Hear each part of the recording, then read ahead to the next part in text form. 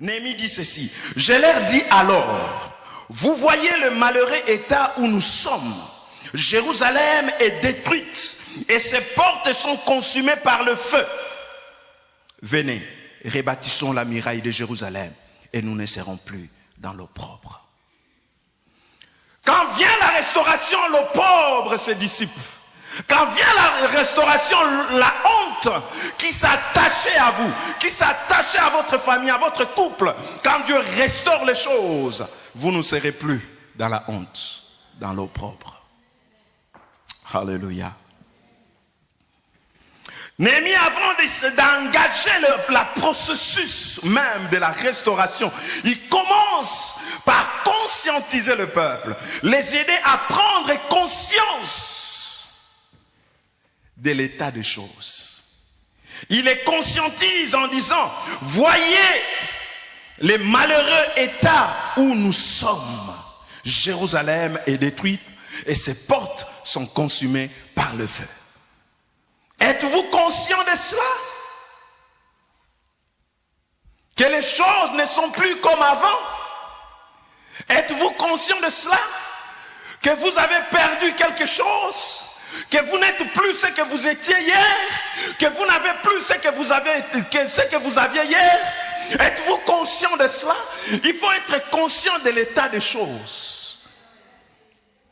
C'est pourquoi lorsque Anani est venu à Suse auprès de Néhémie, Néhémie lui a questionné par rapport de Jérusalem et à ceux qui sont restés. Écoutez le rapport d'Anani. Il dit ceux qui sont restés dans la captivité sont au comble du malheur.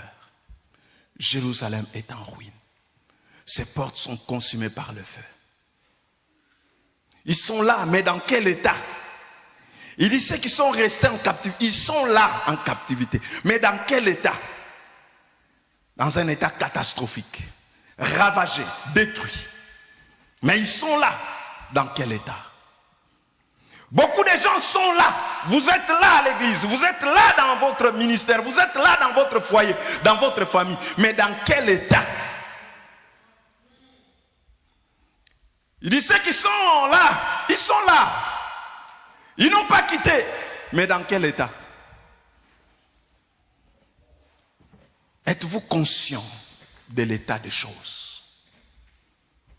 Êtes-vous conscient que les choses ne marchent plus?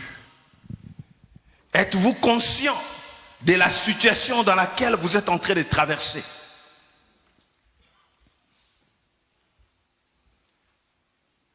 Malheureusement, beaucoup de gens pensent que c'est normal, que les choses soient comme elles sont maintenant.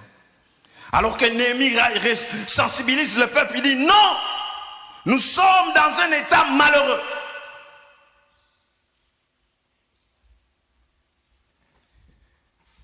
Et nous devons chercher, désirer, travailler pour la restauration des choses.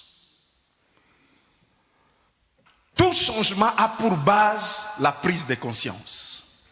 Toute révolution a pour base la prise de conscience. Dès que vous n'êtes pas conscient de l'état des choses, vous ne pouvez pas vous révolter avec les choses. Vous ne pouvez pas vous révolter avec le système. Quand vous n'êtes pas conscient de ce système qui vous tue, qui vous ruine, qui vous anéantit, qui vous rend nul, vous ne pouvez pas vous révolter contre le système. Vous allez vous contenter de cela.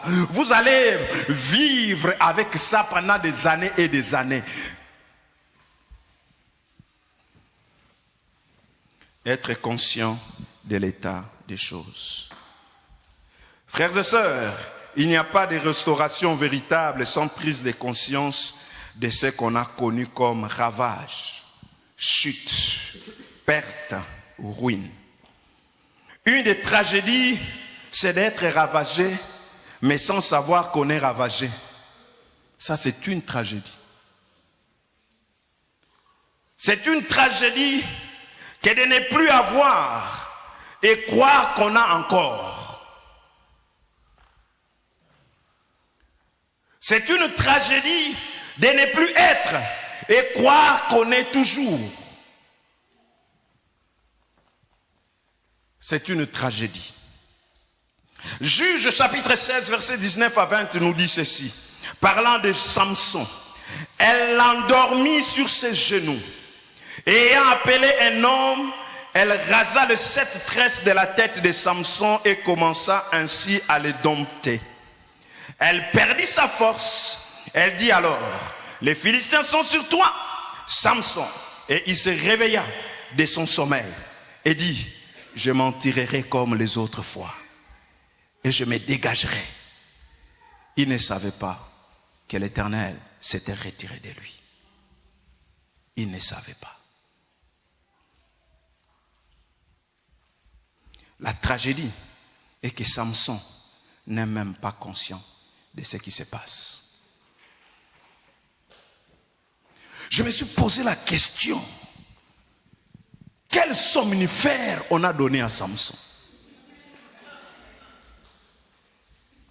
Je me suis posé la question, quelle anesthésie il a reçue, générale ou partielle? Au point de dormir, on te rase la tête, tu ne sens rien.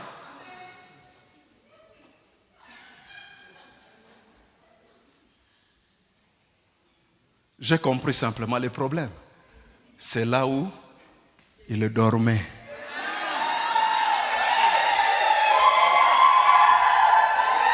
Le problème, c'est là où il dormait. La Bible dit, elle, Delilah, l'a fait endormir à ses genoux.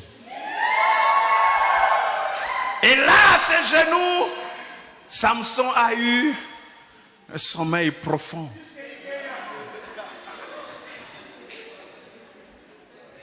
Au point de lui raser la tête et il ne sent rien.